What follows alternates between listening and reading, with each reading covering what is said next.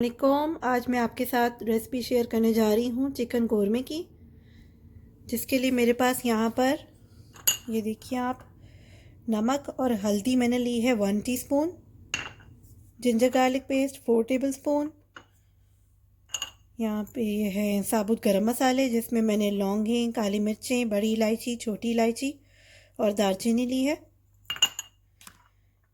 ये हमारे पास इसमें रेड पेपर और ज़ीरा पाउडर है। रेड पेपर मैं इसमें 2 टेबलस्पून ऐड कर रही हूँ और जो ज़ीरा पाउडर है मैंने वो 2 टीस्पून ऐड की है। ये धनिया पाउडर है जो मैं 2 टेबलस्पून इसमें यूज़ करूँगी। और ये चिकन है हमारे पास, तकरीबन एक होल चिकन है, तकरीबन किलो 1.5 किलो की होगी ये, तो ये मैं इसमें यूज़ कर रही हूँ।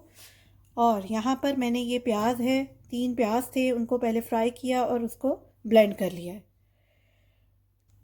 बहुत ये आसान रेसिपी है इसकी, कोई इसमें ज़्यादा इसके स्टेप्स नहीं है।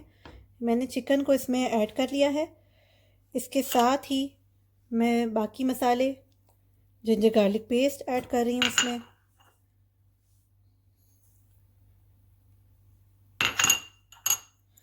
साबुत गरम मसाले,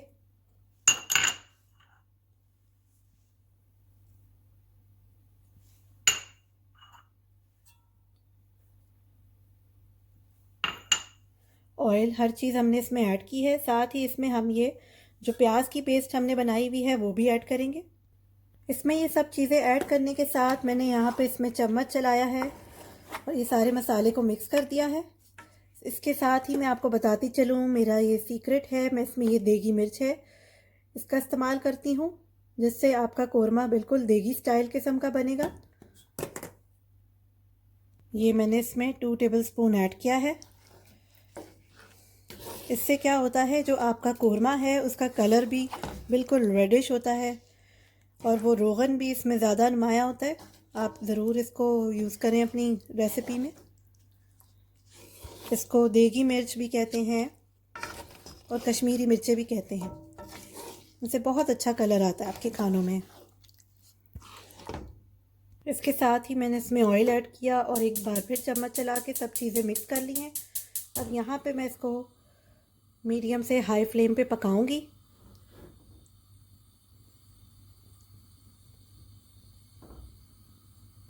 जल्दी इसमें उबाल आ जाए, जल्दी ये गर्म हो जाए, उसके लिए कुछ देर के लिए हम इसमें इसका ढक्कन ढक देंगे। अब देखेंगे इसमें बॉइलिंग इसकी स्टार्ट हो रही है। साथ ही इसमें हम चम्मच चलाएंगे। मैंने इसमें थोड़ी और ज़्यादा इलायचियाँ ऐड की हैं, जिससे कौरमे में जो खुशबू है वो इलायचियों की बहुत अच्छी लगती है। इसके साथ ही ये बादियान हैं, बादियान के फूल, इसको हमने ऐड किया है।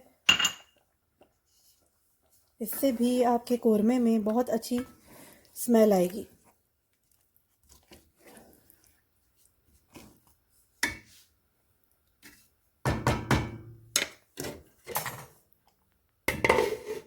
ढक्कन इसको इस तरह ढकें ताकि ये बाहर ना आए और गोश्त आपका बहुत ज़्यादा ना गले। ये मसाला पकना शुरू हो गया है।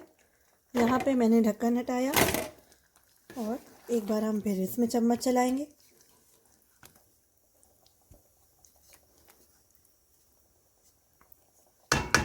इसको अच्छी तरह पकाना है, भूनेंगे अच्छी तरह। उसके बाद फिर हम इसमें योगर्ट ऐड करेंगे, लेकिन अभी इसकी भुनाई में थोड़ा टाइम है। कौरमे की शक्ल निकल रही है और हमने इसको भूनना है काफ़ी देर तक। जितना अच्छा हम इसकी भुनाई करेंगे उतना ही ये मज़ेदार कौरमा तैयार होगा हमारा।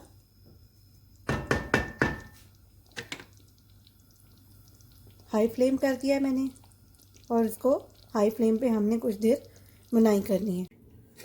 ये देखिए जी, कौरमा तकरीबन हमारा काफ़ी हद तक हमने भून लिया है। साथ साथ चम्मच चला रहे हैं, गोश्त भी जो है वो गलने के करीब है। अब उस पे हम सबसे पहले चूल्हा बंद करेंगे। हमने योगर्ट ऐड करनी है, उसके लिए ज़रूरी है कि पहले हम चूल्हा बंद कर दें। उससे क्या होता है कि जब हम दही ऐड करते हैं तो उसमें ये देखें दही है कि वो जो बबल्स हैं वो नहीं बनते। ये दही है, तकरीबन मैंने 4-5 टेबल स्पून के करीब लिया है और इसको मैंने अच्छी तरह से फेंट दिया है जैसे आप देख रहे हैं। इसके साथ ही हमने इसमें दही ऐड किया, फेंट के दही हमने इसमें ऐड किया है। साथ ही हम चम्मच चलाएंगे ताकि इसमें छोटे छोटे बबल्स ना बने। उससे क्या होता है, फिर आपकी सालन की शक्ल जो है वो ख़राब लगेगी, दही फट जाता है। तो ये हमने चम्मच चलाया।